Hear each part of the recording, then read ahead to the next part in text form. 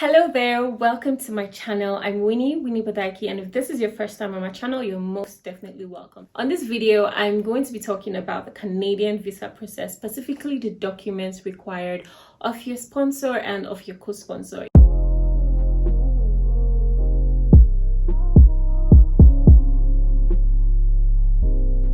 First things first, let's talk about the reasons why you need a sponsor. You need a sponsor if you don't have sufficient funds. You're going for school and you cannot finance yourself. The documents your sponsor or your co-sponsor will provide will need to show consent that they are taking responsibilities of your finances. They'll be responsible for you in Canada, your tuition, your expenses, your living in Canada, your living expenses in Canada. Your documents will also need to show your relationship with your sponsor or your co-sponsor to create logical explanation as to why they are sponsoring you to Canada. Your documents will also need to show financial capacities of your sponsor. They would also need to cover the proof of funds. And lastly, a brief background of your sponsor or your co-sponsor. Now we're getting into the documents your co-sponsor or your sponsor will need to provide. The first section is consent letters.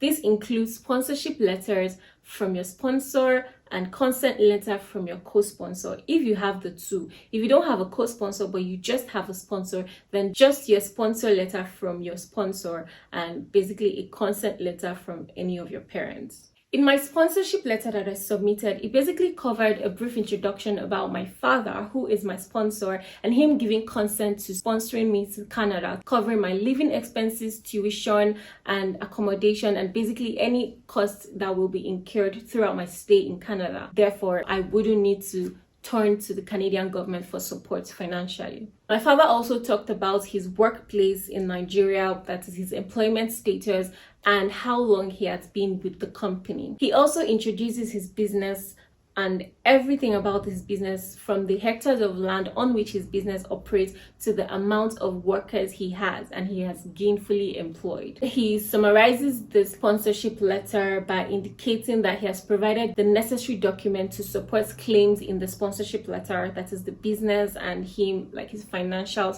capacity, and also provided the amount of money in Naira and Canadian equivalent that he has kept aside for my studies and throughout my stay in Canada. The money that he stated he kept aside covered my tuition, my living expenses for a year. As I stated that I had a co-sponsor in my SOP, my co-sponsor gave a consent letter indicating that she's going to co-sponsor and she had provided documents to back up her financial capability. She also introduces herself, talks about her workplace, and states her relationship with me. This is my auntie. She assisted in paying my first semester tuition. So I had to indicate that she's a co-sponsor to explain why she's paying my first semester tuition. The second section is proof of identification. And for this, I submitted the biodata page of the international passport of both my sponsor and my co-sponsor. I also provided a government-issued ID card, which is the driver's license. Then the third section, which is very important, proof of funds. In this section, the documents I submitted were employment letter of my sponsor, my bank statement of my co-sponsor, while my sponsor submitted bank statements. But the most important one was my bank statement. The bank statement that my sponsor submitted was just to show financial activities over the past year. And to add to the bank statement, my sponsor submitted his pension statement of accounts. And finally, both my sponsor and my co-sponsor submitted landed properties. That's the house they own, the land they own. This was heavy on my sponsor because my co-sponsor had already provided my bank statement and letter of introduction. So my sponsor provided all the landed properties. This was enough to back up my bank statements. But my co-sponsor also submitted quite a few landed properties that she owned, just to solidify my application and to show I'm covered from my sponsor side and from my co-sponsor side, and I will not need the government. And lastly, CAC certificates for the business that I mentioned in my SOP and my father mentioned in his sponsorship letter. So that's all the documents your sponsor and your co-sponsor need to provide for your Canadian visa. We're going to go over this again. All your documents should show that, one, your sponsor or your co-sponsor consents to sponsoring you to study in Canada,